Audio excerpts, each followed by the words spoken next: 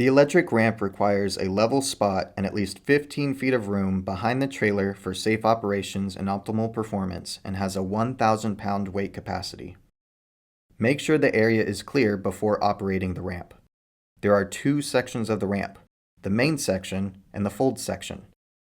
To begin, open the back doors of the trailer all the way and secure them with the wind latch. The pendant to control the ramp should be located just behind the ramp, magnetized to the interior wall of the trailer on the left side.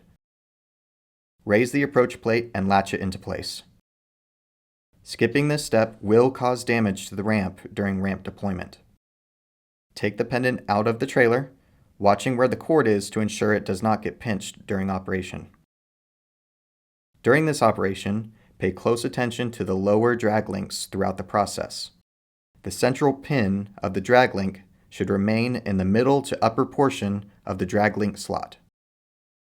To deploy the ramp, press the down button, which will start moving the fold section outward from the trailer.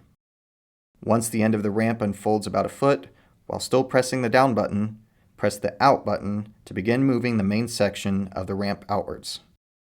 The fold section should be about 45 degrees past vertical when the wheels contact the ground, creating an A-frame profile. Damage can occur if the ramp is allowed to touch down with the fold section on or behind the vertical orientation. Once the ramp rollers are touching the ground, you can toggle the down button to keep the drag link in the middle of the drag link slot. Continue holding the down and out buttons until after the ramp feet have landed. When the ramp is fully deployed, the cabinet will beep. You may then unlatch the approach plate and unfold it. To stow the ramp, fold up the approach plate and secure the latch in place. Next, press and hold the in button to begin moving the main section of the ramp. Once the main section begins rising, toggle the up button to keep the drag link pin near the top of the drag link slot. The wheels should lift off the ground before the fold section of the ramp reaches the point of vertical. Once the wheels have lifted, continue to simultaneously press the up and in buttons until the ramp is fully stored. Ensure the fold section of the ramp does not swing into the main ramp section, as damage can occur.